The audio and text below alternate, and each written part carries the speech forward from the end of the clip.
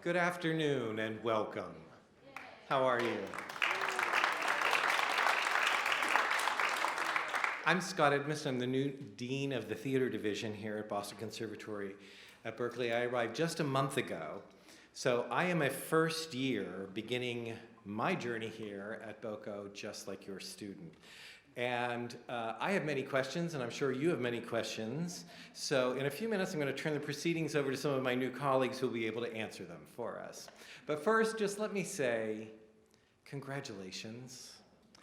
That long process of visiting schools and applications and waiting and auditions and waiting and fighting about the parking space and then waiting some more, it's all done. And your student is now one of the top theater schools and one of the most competitive for admissions in the world. And you survived, and only the other people in this room really understand what it was that you went through. So yes, give each other a round of applause, right?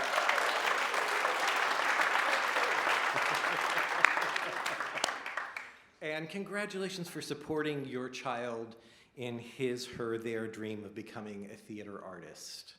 Maybe that was your dream for them too, or maybe you were like my parents and were terrified by that notion.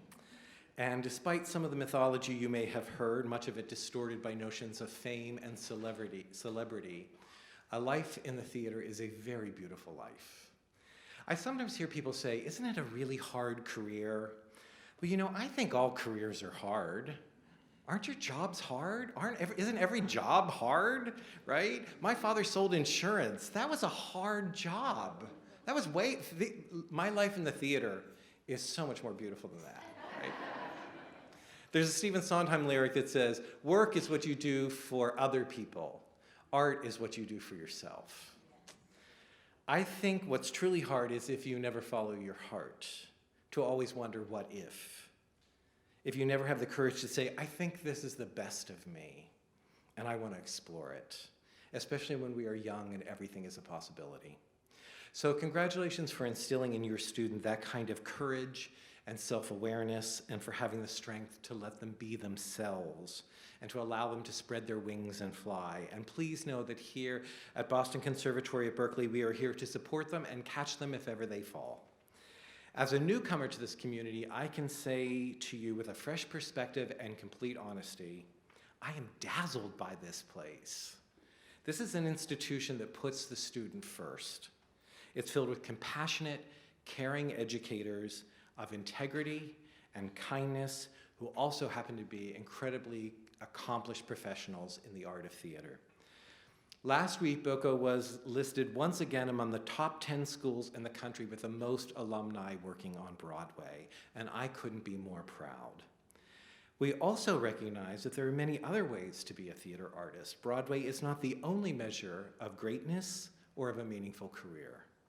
We are not here to put your student into a one-size-fits-all model. We are here to help them discover their authentic self, to experience and integrate truths about the world around them, to transcend personal, social, and cultural boundaries, to develop their capacity for empathy and compassion, and to learn how to tap dance.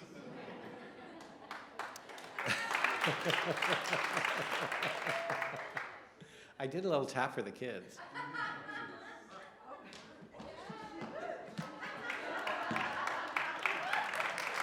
I'm a little rusty. Oh, thank you. Thank you, yeah, they cover for me. And through the making and studying and attending of art, we will awaken and nurture the mind, the body, the heart, and the spirit of the class of 2023. At BOCO, our goal is not to provide valuable career skills, but to help our students. You notice I've moved now from saying they were your students because now they're our students, to become extraordinary multidimensional human beings of abundant gifts and generous hearts. In the words of the playwright Tony Kushner, the world only spins forward, the great work begins. Now it's my pleasure to turn over the stage to the chair of the theater division. Please welcome Patsy Collin-Bandis, who will introduce our panel, and we will answer any questions you might have. Patsy.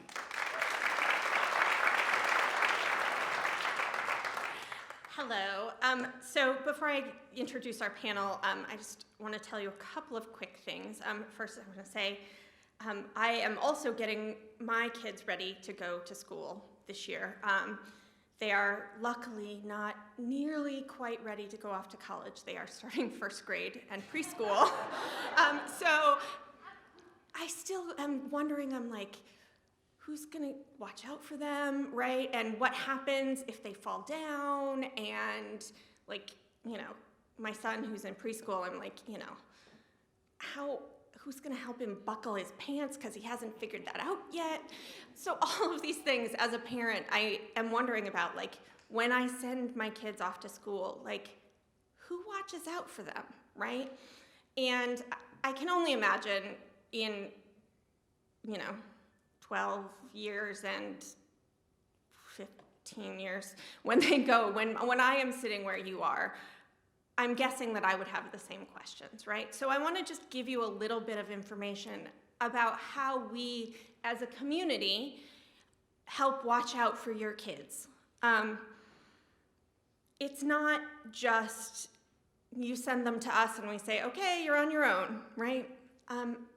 We are a division of 75 faculty, right, who are there in the classroom with your students every day.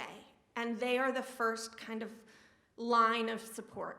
And that's the first thing we encourage your students to do, is to go to their faculty, right? They are there. Come to the division office. Come talk to Scott, talk to me, come talk to our associate producer, Sarah Ford. We always have tissues, we always have chocolate, so they can always come to us. But what if they need more than that? Boston Conservatory at Berklee and the Berklee ethos as a whole has a huge range of support, and we encourage everyone to take advantage of that. There's tutoring available through the liberal arts department. There's counseling, including a 24-hour on-call person that anytime, night or day, they can call and talk to someone, whether they live on campus or off. There's public safety, an incredible public safety department. Encourage them to, like, the first thing they do, save the public safety phone number in their phone and download the Guardian app. They'll probably hear that a lot, but remind them. There's also a health and wellness department right here. It's like right next to their dorms that has all sorts of groups and support meetings and education around how to eat healthily and exercise and a huge variety of things. There's also a Center for Equity, Diversity, and Inclusion, and an incredible career center, right? So those are all different resources staffed with a huge number of people who are here to help your kids buckle their pants, so to speak, right? So just know that you're not sending them out to the wolves. They're not off in the forest by themselves. They are here with all of us, and we're watching out for them. They're still probably going to cause trouble, and I make no promises that we can prevent all of it, but know that we are doing our best to watch out for them, right? So I know you probably still have a million more questions, just like I went into preschool orientation with like 2 pages of questions, because that's just what happens. So I just want to ask some of my colleagues who are here and 2 of our students to help answer some of those. So we have Teresa Lang, Professor Teresa Lang, who is the head of the Contemporary Theater Program. Jordan Pearson, who is a student in the Contemporary Theater Program. Kasha Kneiser, who's a student in the Musical Theater Program. Associate Professor Laura Marie Duncan, who's the head of Musical Theater. And Chief of Staff Kim Hack. So together with Scott, we can hopefully answer some of your questions. And I'm not sure if there's a secondary mic out in the house, possibly. Is it maybe down over here that we can help use for questions as well? Oh, perfect. There's like awesome people to help because they're awesome. Great. What can we tell you? I know you have questions. I know it, yes. My question is about, there are a couple of things we've been to, people talked about wellness and mental health and things like that, but we waived the Berklee College of Music, or BOCO, health insurance plan because our health insurance will cover our students. Do they still get to participate or use any of those services? Yes, absolutely. Kim, do you want to answer that one? So yes, anything that's on campus is available to your student. The difference probably is that you'll want to work with the health and wellness team to help them identify a doctor. It probably will be through the new Tufts hospital that we just linked up with, and I believe there will be a session on all of those details, everything that Tufts has to offer. What's great is that they are a fully serviced hospital, so they have a wide array of services that you need and specialty areas. So it's a great opportunity to work with something that's kind of down the street and also a research hospital. So. Thank you. It's not a long question. I'd love to hear just about a day in the life of a freshman. I think it would be interesting. Hi. Yeah. CT and MT, yeah. So for MT, freshmen's their class load is pretty heavy. So it'll probably start by waking up like 7 or 8, depending on what their first class is, and we really go until about 6:50. And then if they are involved with any other shows outside of the required classes, those will go until 11 or midnight. And then on the weekends, if you're in a faculty-directed show, it'll be on Saturdays for about 8 hours. And then if you're in student productions, they will rehearse at any time of the day on the weekends. Usually things are pretty late, just because we all have jobs and things like that, so we just squeeze them in whenever we can. So they'll have their acting and voice and speech and movement classes with dance and voice lessons. Yeah, it kind of depends on how much they choose to involve themselves, and I would really suggest that they really get involved as much as possible. I'm going into my senior year now, and I had a moment today looking at them. I was like, oh, I feel really good about the involvement that I put myself into our department, that I didn't just kind of take a back seat. I really decided to get to know everyone in the department by participating in all the clubs and group activities and things like that, so that by the time they're seniors, they will feel like they got the most out of the program and most out of your money. It's the same thing with CT also. You take a voice, a movement class, and an acting class, and you with your ensemble, you have a studio ensemble learning. One thing that I would suggest is for the students to prioritize their schedule. It's very important for them to plan accordingly, because first semester is really hard, but they'll get through it. And parents, don't stress, they will be okay. So that's it. She said about everything.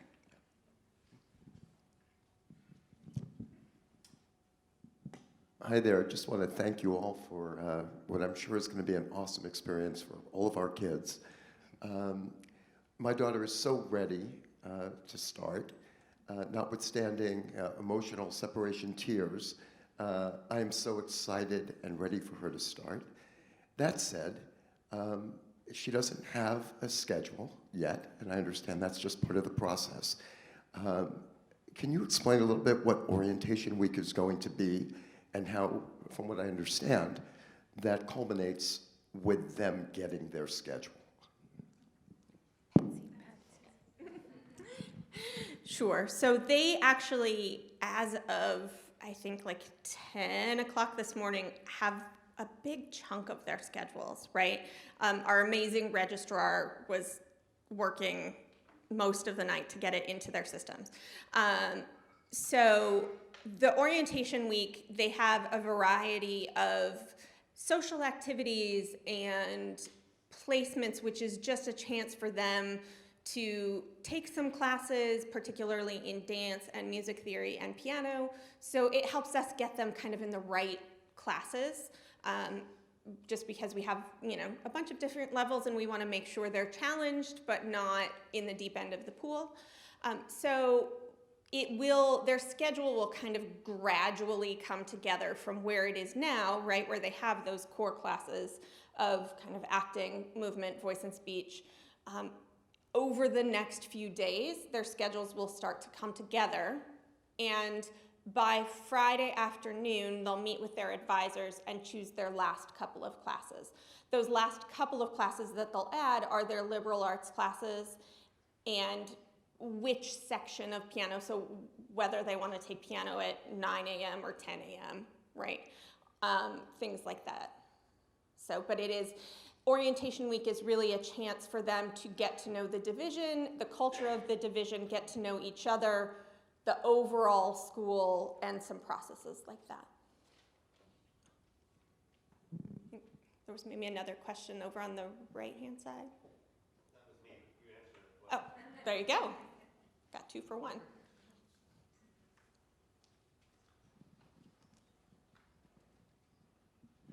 And then, piggybacking on getting the schedule, then how and what is the procedure for getting books during orientation? Because again, we're not going to be here, so what do they do? Sure. So our classes are not particularly book heavy in the way a more traditional university is. There will be some books that are available at the Berkeley bookstore if they know which, those classes that are already in their schedule, which they should be able to see at this point.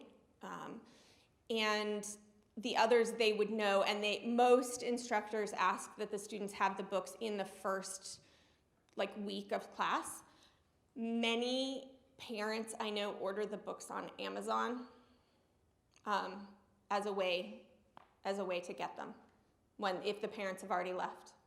We also hand them down because most of the classes require the same books, so the upperclassmen will give them to the freshmen. So like the Friday afternoon meeting with the advisor, and those are the liberal arts classes, those are generally the ones that have the books, most likely. That's Friday. Is there time then to get the books that they're figuring out on Friday in time for the first class? Oh, absolutely.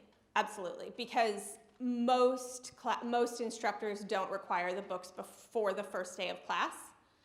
And so they could either get them Friday through the weekend, or if those classes meet later in the week, they would have the first couple days of that week.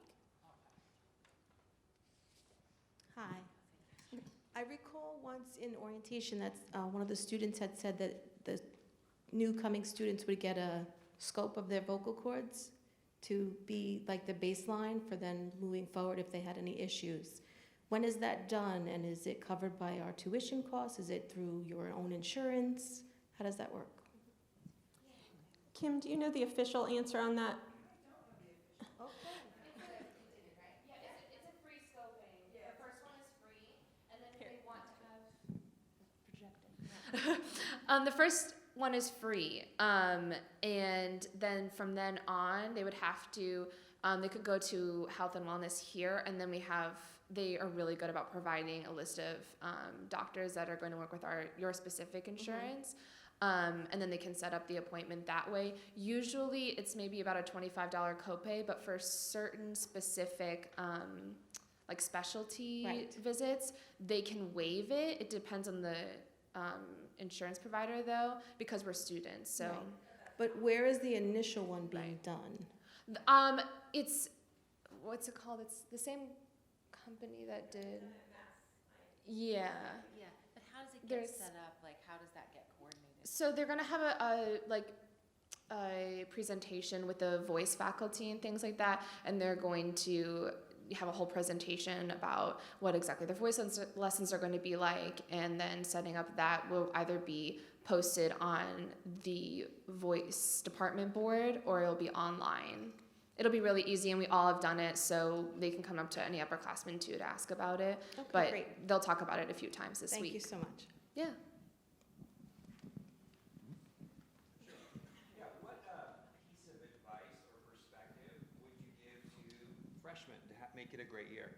I don't know if it's for all of you or definitely for the two of you that are students. Definitely for the students and the two faculty members. And they did just give advice too.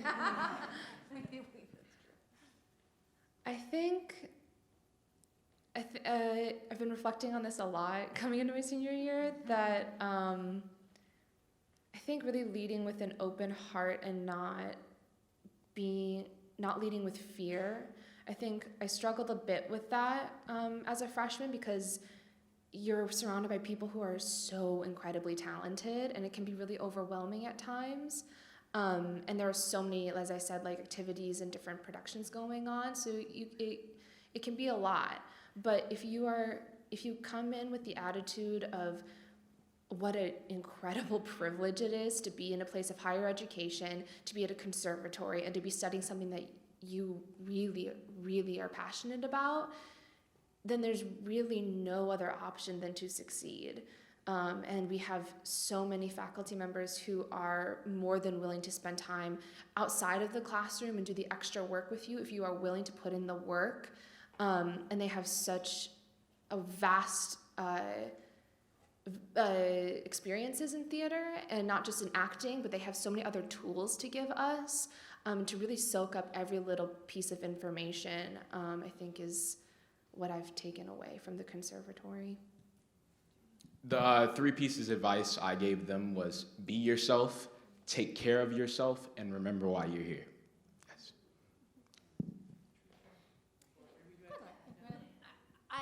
I also talked to them a little bit about this, but I would just really encourage community and not thinking of this as a competition. Your children are all like the best from where they were. They're, trust me, I saw most of them audition, and they are brilliant. They really are. And so that's one thing you should take home with you. But really just to encourage competing with themselves only and not with each other. It's crucial that they support each other. It can be hard. And I think if you kind of look at it from that perspective from the beginning, you will be a lot better off. Oh, I mean, I asked them to look at each other, and then I said, you are a family, sort of, whether you like it or not, and you will be a family 10 years from now, and 20 years from now, and 30 years from now, and we see evidence of that all the time. Our alums are probably closer now than they were when they were in school together. And the more you remember that, the easier it is to support each other like brethren. I audition in New York a lot, and I go and stay with alumni all the time, and I am closer with them now than I was when we all went to school here together. And the alumni who are working in New York, they're always willing to, if we go see their shows and talk to them backstage and whatever, and we can stay at each other's apartments. Like, it's a lifelong commitment to each other. I'd also add, I mean, similarly, it's not a competitive sport. It's not a limited resource. Art and being a good human are not things that we have to fight over. They're things that we can help each other for. And then something else, just to reiterate, they're invited here. They earned their spot. And so to constantly remind them, don't apologize for occupying the space that we invited you to. And I think that y'all reinforcing that as we reinforce it too, that there's not, all of the doubts are natural, and they need to not let them drive what they're doing. Also wash their hands a lot. Like a lot. Because Boko plague is a real thing. I love how all the moms are clapping. Oh, yeah.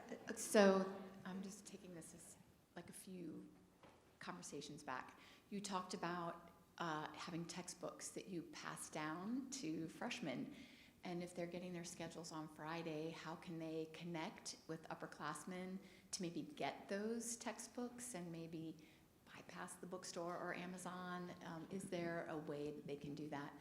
And then the second thing is that I saw in the kids' orientation book that they can audition for the fall musical, but I guess it probably depends on the kid. This is probably a silly question. How difficult would it be if they got into a show to work that into their first semester and all of that? Is again, I know it probably depends on the child, but I just wanted to know if either of you had auditioned for a show in your first semester and what that was like. So thank you for those two questions. Will they need a textbook for any of their first semester courses? And for some artistic classes. Yeah. So we have a Facebook group for our department, and that's where a lot of the communication with the student body happens. They've also all been assigned BIG, which is an upperclassman that they can communicate with. And if they aren't like on Facebook, then they can ask one of their friends to post online. But we really usually upperclassmen want to get rid of the books and pass them down. So we're probably going to be asking them if they want our books too. So yeah, so upperclassmen, they send out a questionnaire, and then all of the incoming freshmen will answer all the questions, and we're assigned to each other by who would fit best with each other personality wise. So that's another thing that we all have our families and we all take care of each other. As far as doing a show for your first year, it's a lot, but it's really rewarding. You just have to be really diligent about how you use your time management skills, because you're going to have a lot of homework, and freshman year is probably the heaviest class load for homework. But they really just have to use all of their 1 hour breaks and eat lunch and do your homework at the same time, and get up early on the weekends and things like that. So if they are involved with the show, they just have to be really on it. It's hard, but it's worth it, and no one has crashed and burned, so. Teresa and Laura Marie, do you want to talk about auditioning particularly?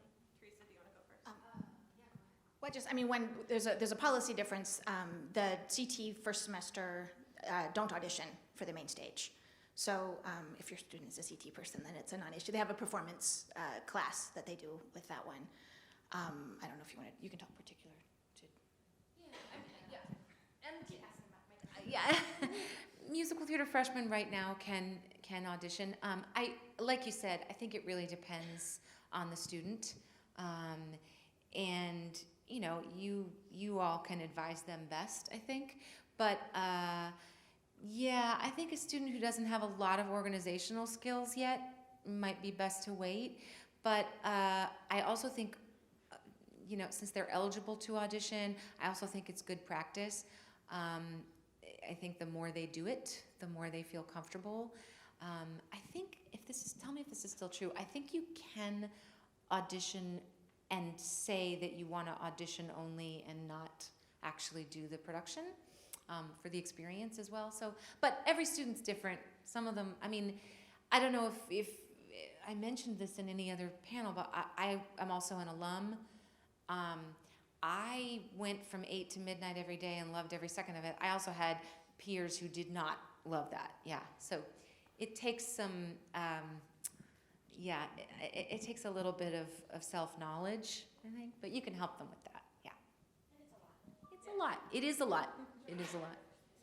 Yeah. And no one is required to audition in either program. Right.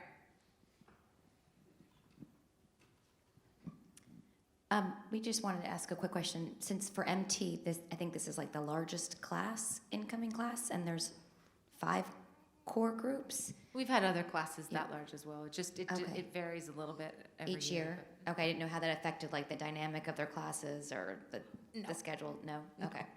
Just checking. There's a question, I think, in the way back. Oh.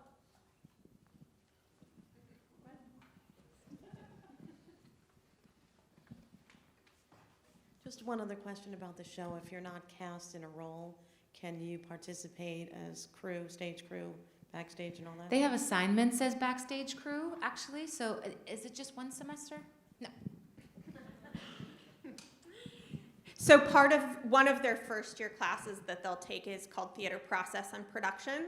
And as part of that, they participate as, they're assigned a role as backstage, right? It might be lighting, it might be wardrobe, moving scenery. So that's something that they will already do as part of their curriculum. We always welcome volunteers, but that's something they will be doing anyway as part of their kind of first year experience. And they do one each semester. And as they become upperclassmen, they are able to apply to be an assistant director or an assistant dramaturg, or occasionally with designers, there's opportunity for that as well. So what is the expectation each semester with regards to the liberal education, in addition to the very active performance schedule that they're doing? How many liberal ed classes can we expect for them to have in order to make sure that they meet those requirements at the end of the 4 years? Sure, it's a total of 40 credits, right, over 4 years. So that's, each of those classes are 3 credits. It's typically 2 per semester, it depends. There may be a semester where they have 1, and there may be a semester where they have 3.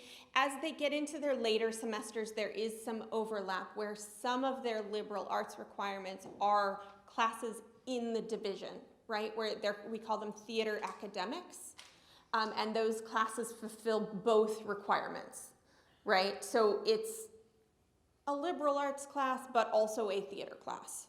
But it's typically kind of 2 of those classes a semester rather. And Patsy, when can they choose a minor? From the beginning until they graduate, basically. Andy Vorse, can you clarify when they can declare a minor? Vice President of Academic Affairs and Chief Academic Officer. Sorry, he didn't know we were going to call him out here. Actually, let me, whilst I have the mic, let me just clarify something on liberal arts as well. It's actually 40 credits, not a liberal arts, of general education. General education can be fulfilled by liberal arts or by theatre academics. So it's not, so there's a liberal arts department which offers liberal arts courses, but the theatre division itself also has theatre academic courses within the theatre division, and the general education credits are made up by a combination of those. I'd also say that on textbooks for the freshmen, the first semester and the second semester, they're not doing liberal arts electives yet. They're doing a required foundational year, which everybody does. So finding specific textbooks for something they've chosen to do, that won't even happen until they're sophomores. So it's not that they suddenly have to find textbooks for a neurobiology course on Friday afternoon. That's not even available to them for the whole of this first year where they do this foundational required courses. Minors can be declared at the end of the freshman year, but typically at the end of the sophomore year, only because the minors are generally made up of electives. And freshmen have year 1 students. We have dropped freshmen, but it's hard to get out of the habit. Year 1 students have less choice, and the minors really are a way of curating all of your choices. So typically, it's in the junior year that a minor is declared, but it could be declared in the sophomore year. It can actually be declared on the final day of your senior year if you want to, because really it's just, if you've got all the courses, you can call it a minor whenever you choose. Can the students comment on your summer performance experiences and how the conservatory has helped you to achieve those opportunities?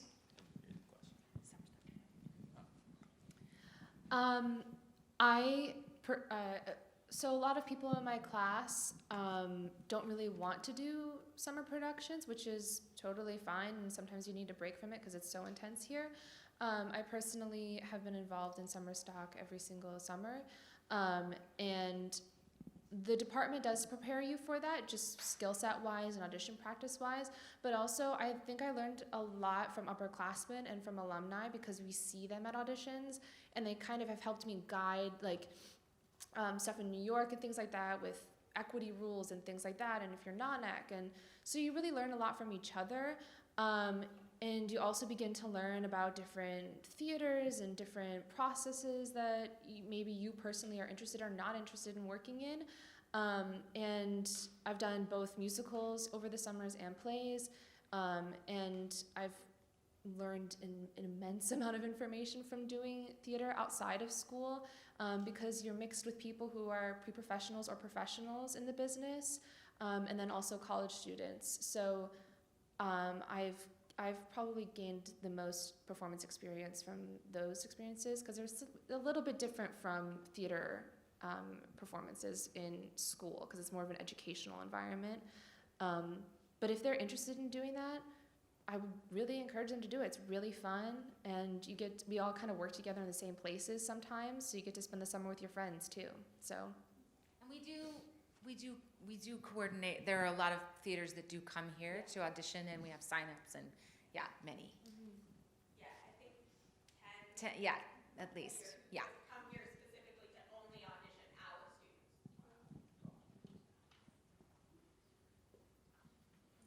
students. Yes, hi. Yeah, so if you're staying the summer, where do you live? Do you get just a place for the summer, or what? In Boston, there's a couple of theaters that hire us, and we just tend to extend our leases, or we will sublet from each other. And then certain theaters, you can ask if they will provide housing for you or a stipend for housing.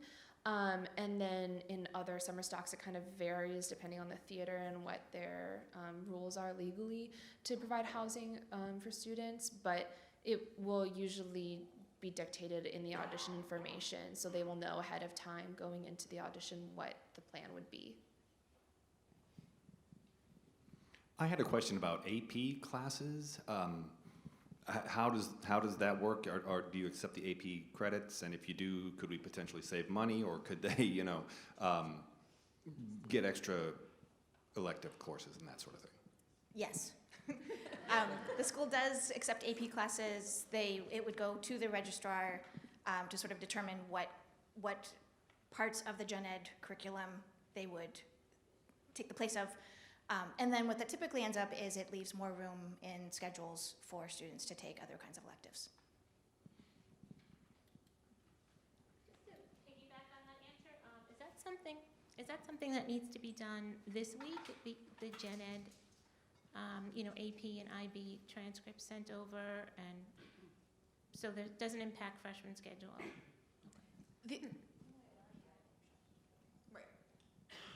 The only question would be if there's an English AP that could potentially take the place of the writing workshop class, then we would want to know that as soon as possible, and that would be something that could be worked out directly with the registrar, or grab one of us and we'll help set that. But that's the only thing. Anything else that can be for credit, that would be for later courses, isn't going to be a problem. But that would be one. Or next week. For that, it would be this week or next week, right? If you have something that might be a first semester class like writing workshop.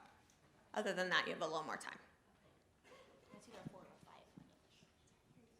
So there was a question asked earlier today about Valencia and about whether there's going to be a program. Will there be a program available by the time the kids are in sophomore or junior year? Because it sounds like it's just getting started and not necessarily yet for the musical theater.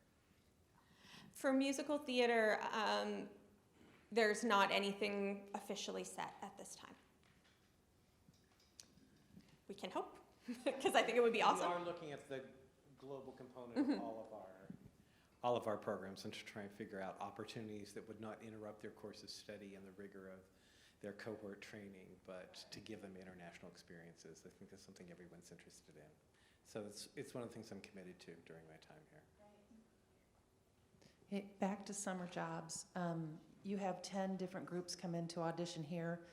Do you then encourage the kids to go to A1s? And if you do, can you tell me the process of that so I understand it? A1s come here. That organization actually was started by one of our alums, and so they do a special audition just for us. They are a consolidated, thank you. The A1s are a consolidated audition, right? So there are a wide variety of companies that audition all kind of in one place. And so they have kind of a special arrangement with us. They do like their first round of pre-screening that they come here. We have the bonus that that's one of the things that one of our alumni has done. So it's great. It's really great. They work with us around our schedule to help facilitate that. The other, some of our students do NETCs and the things that are around, so we help out with that. But another program that is expanding that division students have access to are internships. And the internships can be artistic as well as administrative, and career services helps to shape those. There's money that can be applied to for the things that are far away or require cost. And so that's also a way that is for both programs are expanding out some options for summer work.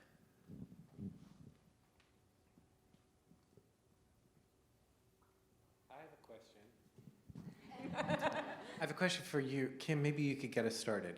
So if a parent has a concern about their child, who's the first person they should contact? And do you have any advice for parents in terms of, when I went to college, I called my parents every Sunday on the payphone. And I didn't want to hear from them the rest of the week, right? Right? But now we stay in very close contact with one another, right? We text and we call each other all of the time. Do you have any advice for the parents in terms of how much to stay engaged and how much to kind of let their student just find their own path?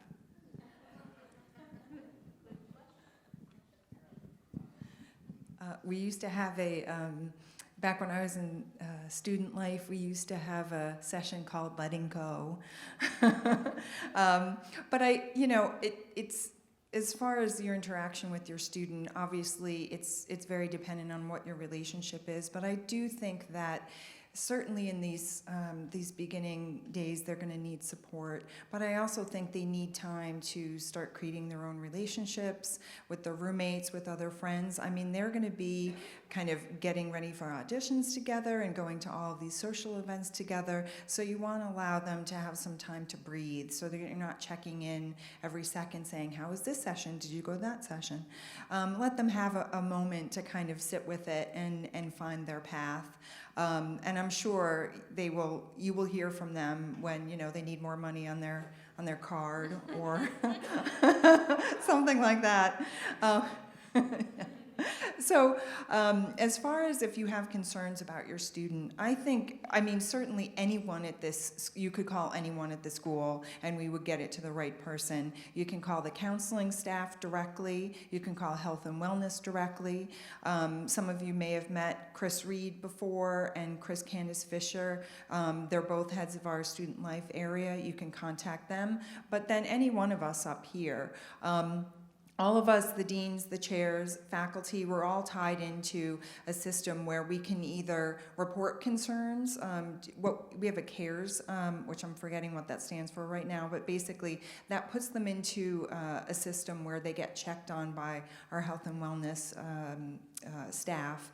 And then we also have anything, if you have an immediate concern, you have an emergency concern about your student and you want a well-being check and you're really concerned, then you want to just call public safety. And we have a resource for that where we would literally send one of our public safety officers to go check on them. But if it's just general concerns about an academic issue or you're concerned about, they're seeming to be depressed or they're having anxiety, certainly any of one of us could help with that. You can always call my office, Kathy's office. All of us are here to help and we will get you into the right hands.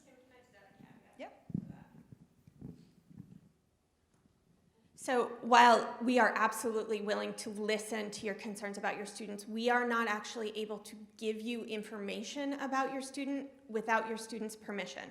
It's just one of the FAFSA rules, right? So in order to protect their privacy as they are adults, without your student's permission, we can't actually release any information about them. But if you do have those concerns, we can certainly listen to them. We can also tell you, in general, how we might respond to a situation, right? So I just want to add that kind of, we do handle all of their information very confidentially and very privately. So know that, we may not be able to talk about them specifically, but we can always listen. If you say, my student's been depressed, I'm concerned about them, we can absolutely listen to those concerns. So actually, you probably already been told about this. It's the Family Education Rights and Privileges. FERPA, sorry, not FAFSA, FERPA. So Sorry, too many acronyms. You know that you can actually have your child give you authority through FERPA. So this is what Patsy's talking about, and then we can talk specifics. But without that, we can't even talk about grades or class attendance or anything of the sort. So in order to answer anything specifically, that permission has to be given by your child for you. Is that filed with the registrar? Yes.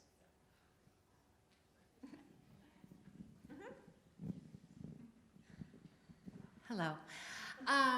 I just wanted to add on top of that, barring emergency things, obviously there are some things that are serious concerns.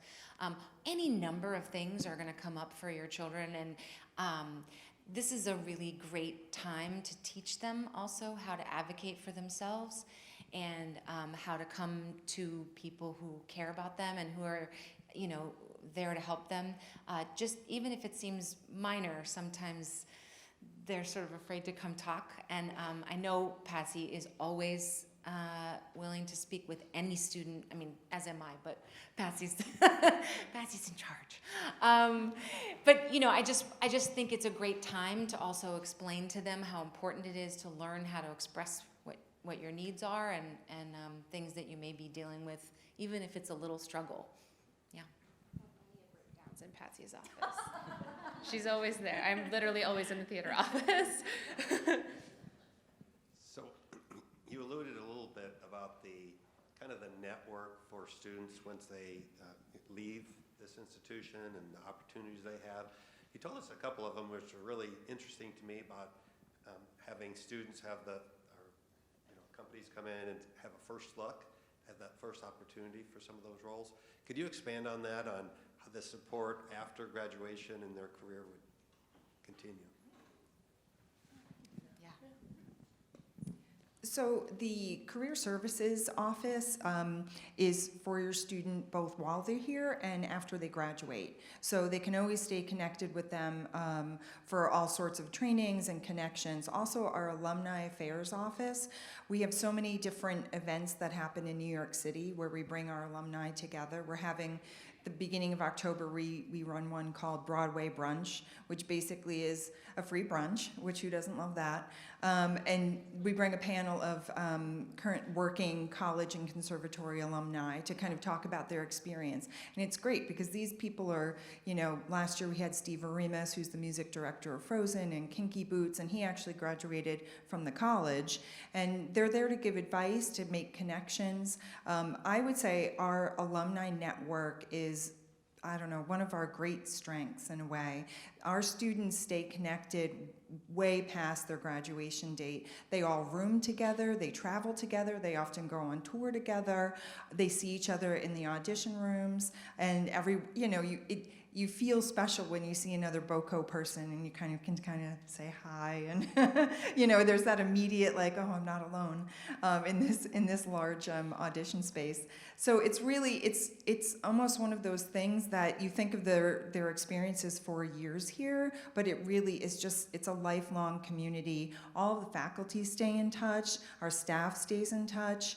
They're just wonderful asset. I mean, some of them teach here.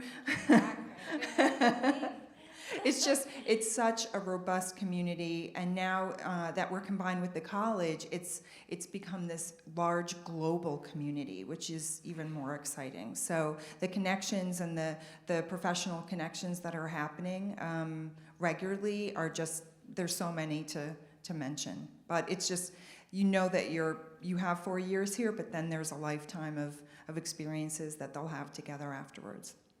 How many alumni came back last year to do Q&As? Oh, good amount. Yeah, I mean, we have alumni here all the time. It's hard to say exactly, but I think we work hard to facilitate that as well. We understand that it feels like this big, I mean, for them and for you, frankly, that it feels like this big scary thing and what's going to happen 4 years from now. I don't know that it's like that when you graduate. I think now you could probably speak to that better. Yeah, I mean, we are like more than prepared to go out by the time you become a senior. It's the tools. I mean, it probably doesn't feel like that until like probably around this time for seniors, but it's, again, what you put into it is what you get out of it. So we are given the best advisors and mentors. And Laura Marie, she teaches our like showcase class and all of the things. And so we really are like kind of sculpted into the best versions of ourselves, which then is what we're presenting to all of our alumni and connecting in that way. So, yeah. Thank you guys, all of you, for being here today and answering these questions. Patsy, I'm a seasoned kindergarten teacher, so I will help you through your shows. But my question is related to Parent Weekend and what we could see or anticipate that weekend, if you have anything to add to that as performances or things of that nature. So that weekend will be, I believe there are some events. There's like I know, it's the weekend,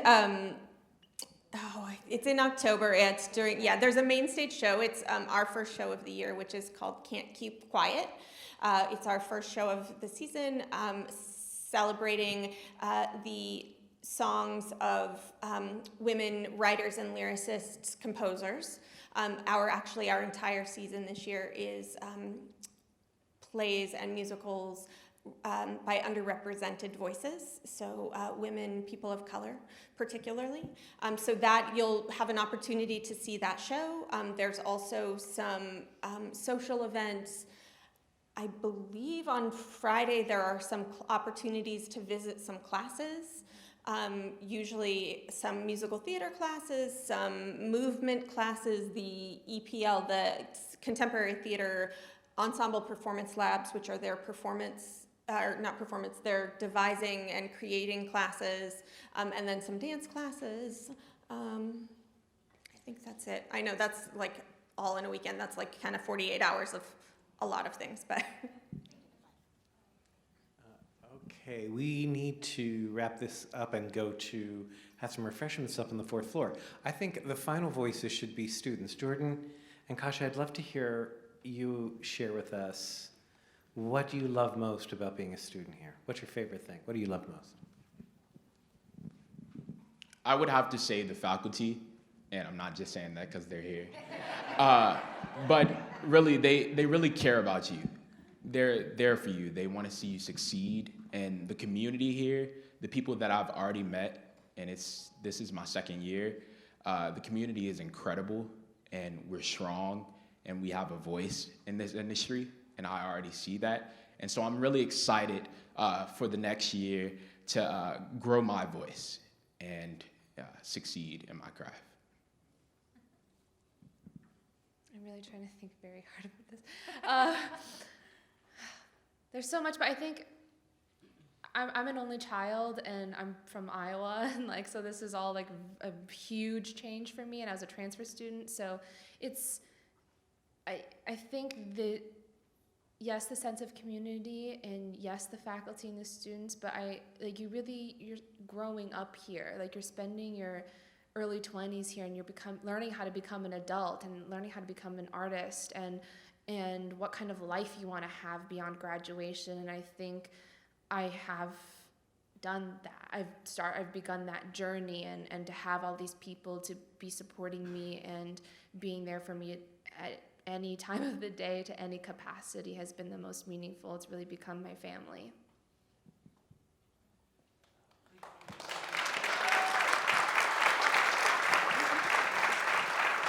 And now we'll head up to the fourth floor for refreshments. We'll be happy to answer any more questions you may have.